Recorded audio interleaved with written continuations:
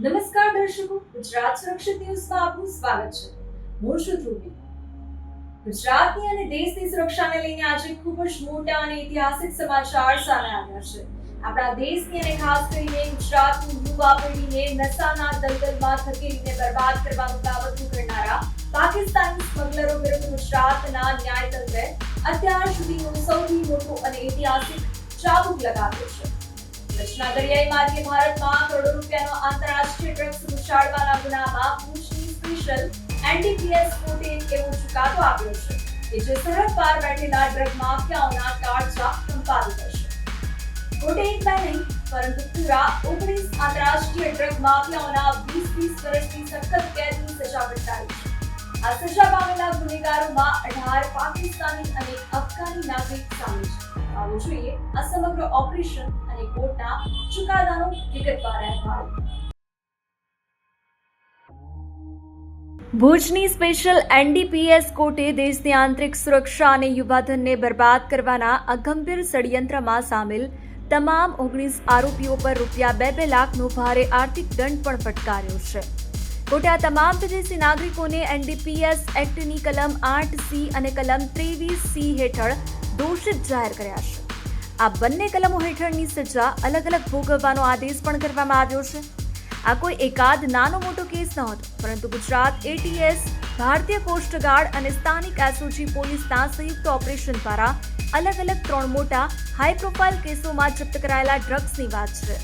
આંતરરાષ્ટ્રીય બજારમાં જપ્ત કરાયેલા કુલ ડ્રગ્સની કિંમત આશરે રૂપિયા 575 કરોડ રૂપિયા થાય છે. આ ત્રણેય ઓપરેશનની વિગત પર નજર કરીએ તો પ્રથમ ઘટના 6 જાન્યુઆરી 2020ની છે. ગુજરાત એટીએસે ચોક્કસ ગુપ્ત માહિતીના આધારે જખો નજીક મધદરિયે એક પાકિસ્તાની ફિશિંગ બોટને આંતરી હતી, જેમાંથી રૂપિયા 175 કરોડની કિંમતની હેરોઇન મળી આવ્યું હતું. આ મામલામાં પકડાયેલા 4 પાકિસ્તાની ઘૂસણખોરો ઇસ્માઇલ મોહમ્મદ જામ, અનીસ ઈસા ભાટી, અબુ બકર હાસમ કુંગર અને અશરફ ઉસ્માન ભાટીને અદાલતે કડક સજા ફટકારી છે. આ કેસમાં 5મા આરોપીનું ટ્રાયલ દરમિયાન મોત નીપજ્યું હતું. ડ્રગ્સ હેરાફેરીનો આવો જ બીજો મોટો પ્રયાસ 14 એપ્રિલ 2021ના રોજ નાકામ કરવામાં આવ્યો હતો. એટીએસની ટીમે જખોના દરિયાઈ વિસ્તારમાંથી રૂપિયા 150 કરોડની કિંમતના 30 કિલો હેરોઇન સાથે 8 પાકિસ્તાની નાગરિકોને દબોચી લીધા હતા. આ તમામ આરોપીઓ પાકિસ્તાનના હૈદરી બંદકથી ડ્રગ્સનો જથ્થો ભરીને ભારતમાં સપ્લાય કરવા માટે ઘૂસ્યા હતા. પણ કોર્ટે આ 8 આરોપીઓ મુર્તજા, યામીન, મુસ્તફા, નસરુલ્લા, હુસેન, સાલેમ અમાદ, મોહમ્મદ યાસીન અને રફીક આહમદને જેલના સળિયા પાછળ ધકેલી દીધા છે. જ્યારે ત્રીજા અને સૌથી મોટો સપાટો 8 ઓક્ટોબર 2022ના રોજ બોલાયો હતો.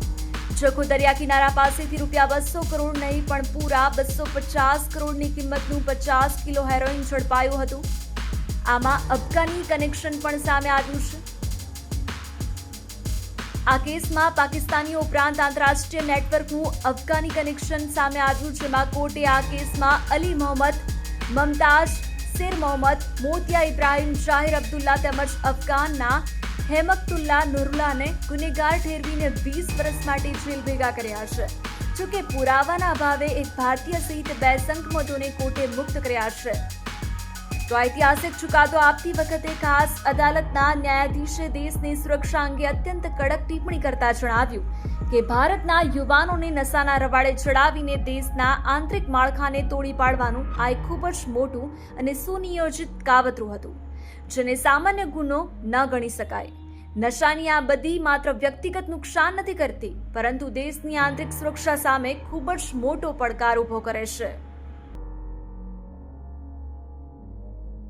સ્પેશિયલ કોર્ટનો આ ઐતિહાસિક ચુકાદો સરહદ પાર બેઠેલા ડ્રગ માફિયાઓ અને આટાઓ માટે કડક અને સ્પષ્ટ સંદેશ છે કે ભારતની ધરતી કે ગુજરાતનો દરિયો કિનારો એમના કાળા કારોબાર માટે સેફ નથી.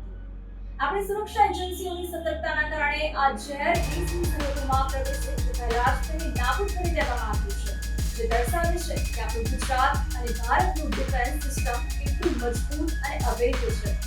ગુજરાતને સુરક્ષિત રાખવા માટે આપણા નૌસેના, ભારતીય કોસ્ટગાર્ડ અને ગુજરાત પોલીસ રાત દિવસ એક કરી રહી છે. અને કોર્ટના આ નિર્ણયથી કાયદાનો ડર સ્મગલરોમાં ચોક્કસ બેસશે. ન્યાયતંત્રના આ ઐતિહાસિક નિર્ણય પર અને સુરક્ષા એજન્સીઓની આ જાબાઝી પર તમારું શું કહેવું છે અમને કોમેન્ટ સેક્શનમાં ચોક્કસથી જણાવો અને ગુજરાતની સુરક્ષા અને દેશની પળે પળની અપડેટ્સ માટે જોડાયેલા રહો ગુજરાત સુરક્ષિત સાથે।